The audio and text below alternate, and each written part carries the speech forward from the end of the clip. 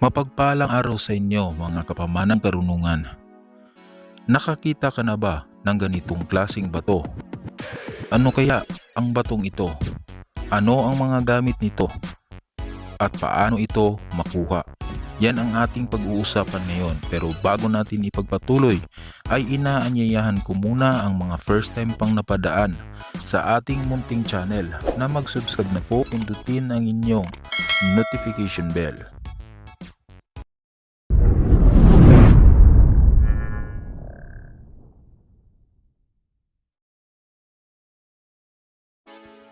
Nakaranas ka na ba na ikaw ay kumakain ng isang prutas at napansin mo na ang buto nito ay bato?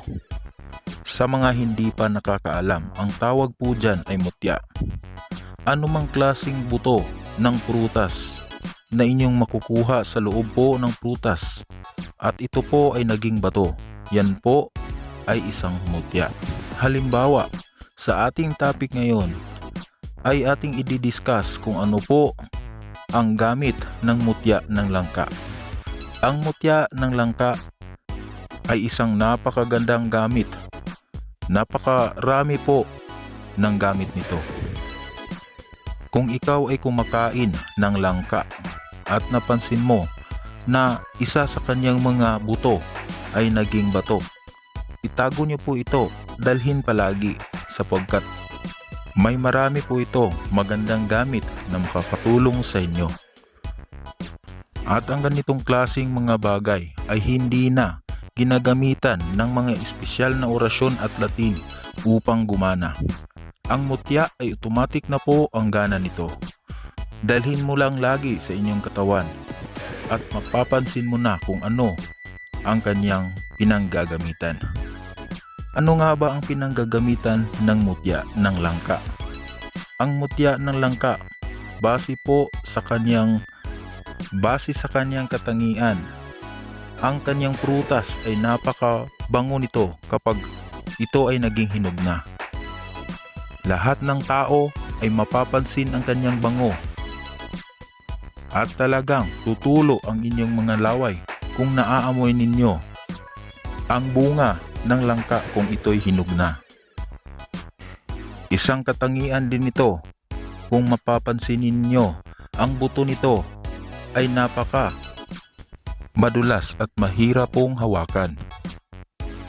Kung sakaling ipinagkaloob sa inyo ang mutya ng langka, magagamit po ninyo ito sa inyong mga negosyo, sa inyong pakikipagkaibigan at pakikipagkapwa-tao ninyo.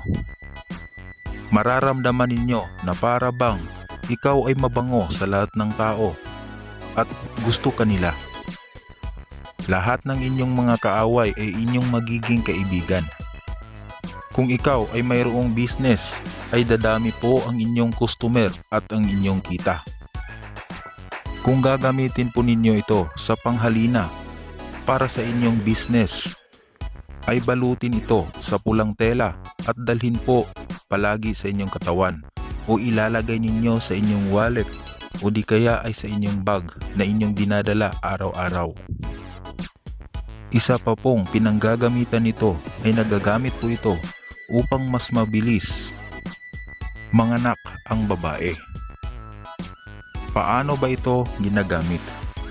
Ibabad lang po ito sa langis ng 3 araw at ipanghilot po doon sa babae na malapit ng manganak. Halimbawa po, 3 araw na lang ay kabuwanan na niya at manganganak na siya.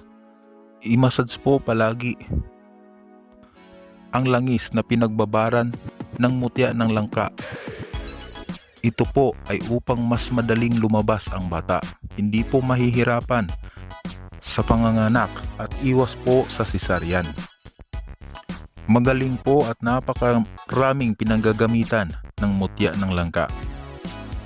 Kung sakaling ikaw ay nakatagpo nito, ay ipinagkaloob po sa inyo yan ng kalikasan. Kaya naman po ingatan.